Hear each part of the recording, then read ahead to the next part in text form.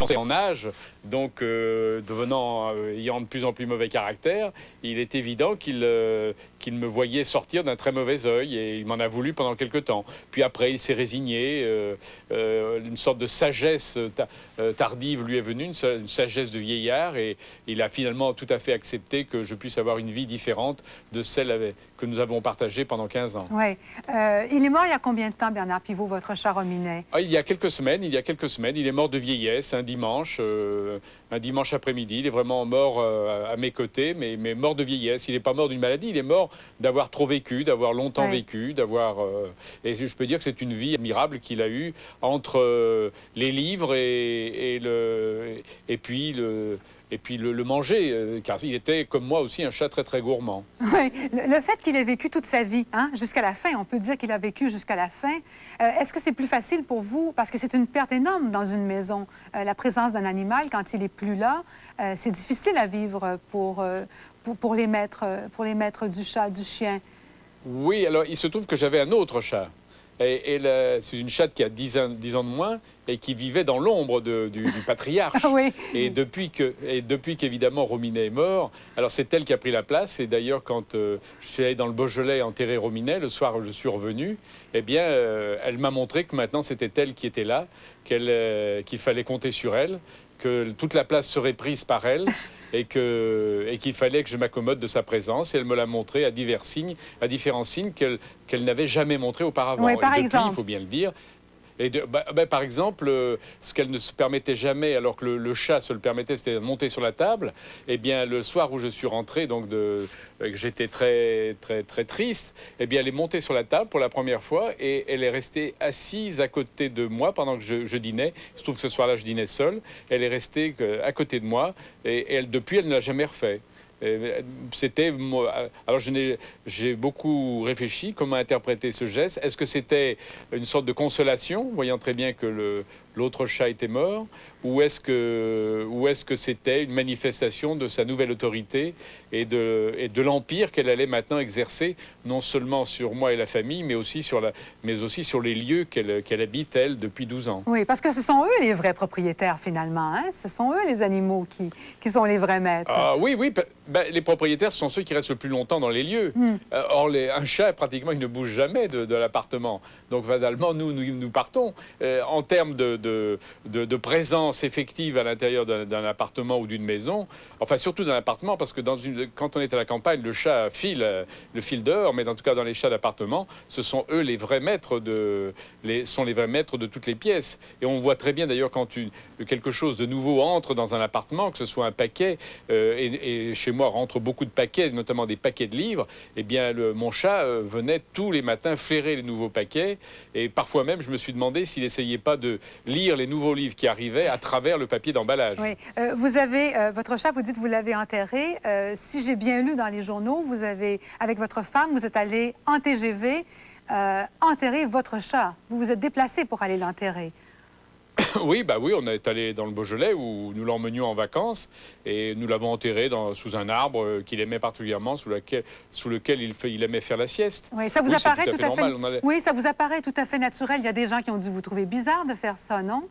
Écoutez, j'ai vécu 23 ans avec lui. Je n'allais pas le jeter comme ça aux ordures, comme n'importe quelle, comme n'importe quelle boîte de Coca-Cola ou un pot de yaourt. Non, quand même. J'avais du respect pour ce chat. Ce chat a représenté quelque chose de très important dans ma vie, dans la vie de ma famille. Et il était normal que nous lui rendions, après sa mort, que nous lui marquions quelques signes d'affection et d'importance. Oui. Alors voilà, Rominet, il paraît qu'il n'était pas comme vous, il n'aimait pas les caméras, Rominet, hein? Il fuyait les caméras. Alors ça, il avait une grosse différence avec moi, c'est que c'était un chat, au fond, c'était un vrai intellectuel, lui. Moi, je suis pas du tout un intellectuel, mais lui, c'était le vrai intellectuel, c'est-à-dire il fuyait la publicité, les caméras, tout. Et dès qu'un photographe entrait dans la maison, il y a plus forte raison une caméra, alors là, il fuyait au fond de l'appartement, et c'était d'ailleurs les seules personnes qu'il craignait. Il ne craignait personne d'autre. Par exemple, quand des amis comme François Perrier ou Yves Montand venaient chez moi, et il était était très câlin avec eux, il n'avait pas peur d'eux. Mais il aimait bien les gens médiatisés, la preuve c'est qu'il était mon ami, mais il n'aimait pas lui-même être médiatisé. C'est pourquoi il a refusé. Les seules photos que nous avons de lui ont été prises par ma fille, mais aucun photographe professionnel n'est venu le prendre en photo. Oui. Et alors, à plus forte raison, plusieurs émissions de télévision m'avaient demandé de me filmer avec mon chat, et je puis dire qu'il a toujours refusé. Oui. C'est au fond ce qui était très... Et d'ailleurs, dès qu'arrivait ce genre, il les reflairait de loin. On peut dire que dès qu'il les voyait arriver, passer devant la porte, il voyait très bien que ce sont des gens des médias, photographes, caméramans, journalistes, donc il fuyait. Il allait toujours se réfugier dans le même placard. Et ce qui m'amuse, ce qui m'a toujours amusé, c'est que, je ne sais pas si l'expression est connue au Québec, c'est-à-dire qu'un journaliste au placard, c'est-à-dire qu'un journaliste au placard, c'est un journaliste qu'on ne peut pas renvoyer, mais pour souvent des raisons politiques, qu'on enferme dans un placard pour qu'il ne parle plus, pour qu'on ne le voit plus à l'antenne. Eh bien, je trouvais que mon chat allait spontanément dans le placard, et pour quelqu'un de la télévision, c'était quand même incroyable que mon chat ait choisi le placard plutôt que l'éclat de la lumière des caméras. Oui, peut-être que votre chat, peut-être qu'elle a une âme de vedette, sait-on jamais. Bernard Pivot, ne vous avez pas reparlé depuis l'émission que vous êtes venu faire au Québec au printemps dernier. Quel souvenir en gardez-vous de cette émission? Ah, un souvenir formidable. Je m'explique, c'est-à-dire que je crois avoir fait le mieux possible. Je ne dis pas que j'ai fait très bien. J'ai essayé de faire le mieux possible mon travail dans un pays que fatalement je connais moins bien que les Québécois. Donc j'ai essayé de rassembler sur le plateau des gens un peu différents. J'ai bien senti que j'avais invité parfois des gens qui n'étaient pas approuvés par l'immense majorité des Québécois, que mon émission a été très controversée, ce qui est normal d'ailleurs. Elle a été critiquée par les uns, elle a été louée par d'autres, donc elle a fait une sorte d'événement, et après tout, c'est ce qui est bien. Elle n'est pas passée dans l'indifférence au Québec, ce que je trouve très bien. Donc, moi, j'ai appris beaucoup de choses avec cette émission, grâce à cette émission, sur d'abord ce que c'est que le Québec, qu'est-ce qui s'y passe, quels sont les enjeux des années qui viennent, les enjeux du moment. Et puis aussi, j'ai découvert la grande diversité des intellectuels, des artistes, des écrivains. Alors, par exemple, une des choses ça m'a beaucoup amusé, c'est le reproche qui m'a été fait de n'avoir finalement invité que des Montréalais, alors que l'émission se passait à Québec. Mais il m'a semblé qu'il y avait peu d'écrivains et peu d'intellectuels à Montréal, à Québec, pardon, que la plupart habitaient Montréal, et que, après tout, je n'allais pas faire pour moi, qu'ils soient montréalais ou qu'ils soient québécois, l'essentiel, c'est qu'ils étaient des francophones de la belle province, c'est tout. Donc ça n'avait aucune importance. Mais j'ai vu que ce sont des petits distinguos auxquels je n'ai pas prêté attention et qui ont fait beaucoup de bruit là-bas. Ouais. Alors je crois que en tout cas, c'est une émission qui m'a laissé un très très bon et très vif souvenir. Et si c'était à recommencer, ce serait le même plateau? Si vous aviez recommencé la même expérience? Non, ça ne veut pas dire que ce serait le même plateau, non. Si j'y retournais maintenant... non, une autre émission, ce serait... Oui. Je ferai peut-être un autre plateau, je ne sais pas, je reprendrai certaines personnes. Regardez, la rédactrice en chef, dont j'ai oublié le nom, qui était du journal anglais The Gazette, elle n'est plus rédactrice en chef depuis.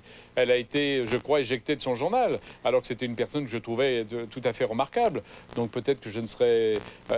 peut-être que je l'inviterai justement parce qu'elle n'est plus une rédactrice de The Gazette, et que ce journal, si j'ai bien compris, a durci sa position dans la lutte contre, disons, la francité du Québec. Donc peut-être son témoignage serait encore plus intéressant aujourd'hui qu'il ne l'était hier. Oui. Je n'en sais rien, mais il faudrait faire ce que j'ai fait, c'est-à-dire aller passer 8 jours au Québec et puis rencontrer des gens. Alors c'est vrai que Falardeau, quand même, ça, je me rappelle qu'au fond, il y a des gens aujourd'hui, j'en ai rencontré, qui m'en veulent un peu d'avoir invité un homme comme Falardeau. Ben, moi, je ne le regrette pas. Je trouve que c'était un personnage peut-être excessif, mais truculent, mais plein d'inventions, d'une grande qualité de discours, ayant beaucoup d'humour, et j'ai apprécié sa présence sur le plateau. Oui. Donc, vous continuez à suivre ce qui se passe au Québec. Par exemple, vous avez rendu hommage à Gaston Miron dans votre émission au moment de son décès.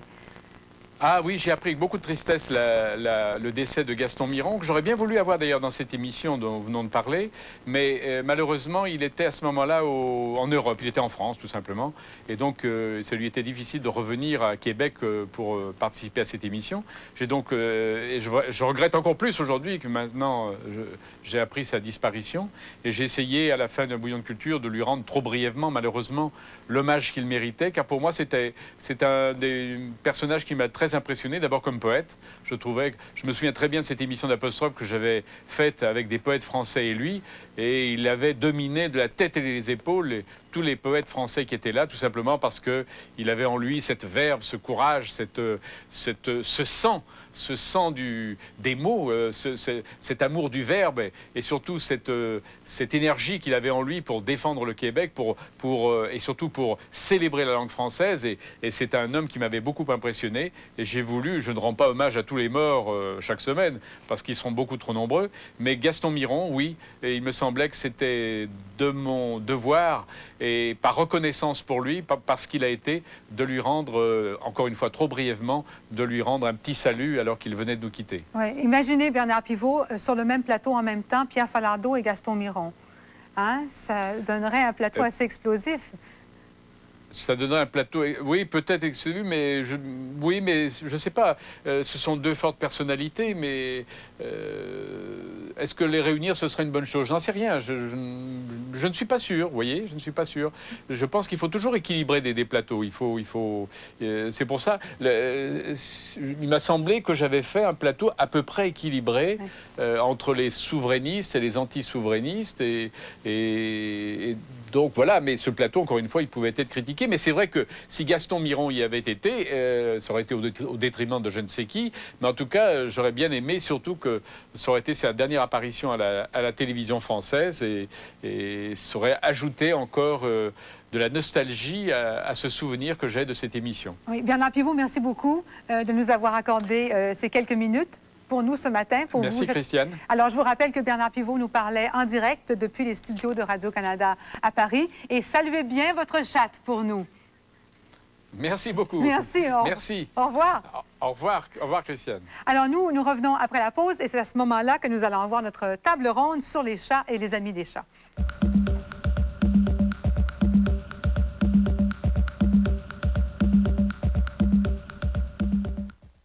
Alors, nous allons continuer après Bernard Pivot. Il n'est pas le seul à aimer les chats et à partager sa vie avec les chats. Je ne sais pas trop ce qu'ils ont, les chats, mais je le devine. Moi, je suis une amoureuse des chats frustrés parce que je suis allergique. Et en fait, je vous envie beaucoup, tous les trois, de pouvoir avoir ces relations intimes et privilégiées avec les chats. Christian d'Orangeville, vous êtes vétérinaire. André Montmorency, Patricia Tulane, comédienne. Vous partagez votre vie avec un ou des chats. Patricia, elle en a 8. Oui, j'en ai 8. André, il y en a seulement un, mais il y a un chat avec qui il a une relation d'une profondeur. Et vous, Christian d'Orangeville? Moi, j'en ai 4000. Oui, mais vous en avez aussi à la maison. Oui, j'en ai personnellement, mais j'ai tous les chats de mes clients que je considère un petit peu comme les chats de la maison, tout de même. Et vous êtes reconnu pour ça, hein? Vous avez beau soigner des chiens et d'autres animaux, oui, on vous reconnaît. J'ai des affinités, disons. Alors, ça fait que j'ai développé une clientèle d'amoureux de chats et, disons, c'est un échange de bons services. Quoi. Les amoureux des chats, là, on en a 3 ici en ce moment. Qu'est-ce que c'est le profil de l'amoureux du chat? La plupart du temps, ils ont un sens du raffinement. Disons. Donc, ils apprécient le côté esthétique du chat, sa façon de bouger, etc. Donc, la deuxième, ils aiment aussi une relation égalitaire. Vous voyez, quand on a une relation avec un chien, c'est une relation pyramidale, hiérarchisée, disons un peu complexe. Avec le chat, c'est plein de nuances, c'est très différent. Le chat est propriétaire de la maison, il habite la maison, comme disait Bernard Pivot. Et ça satisfait tout à fait les amateurs de chats, comme, disons, André Montmorency, qui est très occupé. Et il sait qu'à la maison, il y a quelqu'un qui guette, qui veille et qui l'attend, je crois. Et en même temps, il y a d'autres raisons. Enfin, il y a des attachements profonds, hein, je veux dire. Oui, 23 ans et demi, c'est un grand vieillard. C'est long, même, ça. Hein. Oui, j'étais surpris. Moi, j'ai connu un chat de 24 ans, mais disons, il était vraiment à l'extrémité de sa vie. Là, mais c'est parce qu'il avait une belle vie, j'imagine, s'il a envie de la vivre pendant... Et surprenant qu'il ait pu échapper à son vétérinaire. André, il s'appelle Bébé. Il s'appelle Bébé. Votre chat. Il s'est appelé Citrouille. Il s'est appelé pendant un mois à l'occasion de l'anniversaire de la mort de Jean de La Fontaine. Je l'ai appelé pendant un mois pour rendre hommage à Jean de La Fontaine, Ramina Grobis, un mois de temps. Mais, Ça le mélange pas, le pauvre ben, chat? non, parce que j'ajoutais bébé, parce qu'il comprend bébé. Et quand je dis bébé, il s'arrête dans la maison, il se retourne, il me regarde, ce qui est assez rare pour les Oui, chats. c'est vrai, non? oui. Et moi, c'est récent, ça fait 4 ans que j'ai des chats, que j'ai un chat, parce qu'avant, c'était des chiens. Et puis le chat, bon, j'étais tanné de vivre seul, puis quelqu'un m'a dit, pourquoi t'as pas un chat? Et puis je me suis rendu compte que c'était une merveille pour quelqu'un qui décide d'habiter seul, mais qui aime quand même avoir une présence. Et je pense que toutes les personnes âgées devraient avoir des chats. Oui, c'est une présence intense, Oui. hein? Très, très, très intense. Et puis, moi, je lui parle continuellement. J'ai l'air d'un fou dans la maison. Mais je lui raconte ce que je vais faire. Comme hier soir, je lui ai expliqué. Je m'en vais avec Mme Charrette, la dame habillée en noir à la télé. Parce que, évidemment, que je lui parle des gens, mais je raccourcis le plus possible parce qu'il comprend certaines choses. Mais est-ce qu'il donne une bonne écoute quand on lui Ah, il parle? écoute, comme je dis toujours, il est merveilleux, ce chat-là. Je lui parle, il répond pas, mais au moins, il écoute. Oui. Mais même que je dis qu'il répond pas, répond parfois. il sait, je sais comment il dit oui et comment il dit non. Comment est-ce qu'il dit oui? Comment est-ce qu'il Si dit je lui non? dis, veux-tu aller dehors, le oui, c'est par en haut. Et s'il ne veut pas, c'est C'est vraiment deux sons très, très distincts, très différents. Mais Je pense que le docteur doute. Non, Non, mais tout à l'heure, vous en avez vu toutes les couleurs. Vous avez des... Lui, il a des clients qui téléphonent de Floride parler à leur chat. chez le Ah oui? vétérinaire Ouais, pour ouais, parler ouais, au téléphone ouais, au chat. ouais, ouais. Et Moi, au début, quand j'étais jeune vétérinaire, j'étais impatient avec ça. Puis aujourd'hui, je suis non seulement patient, mais je collabore vraiment. oui, Je alors prends quoi, le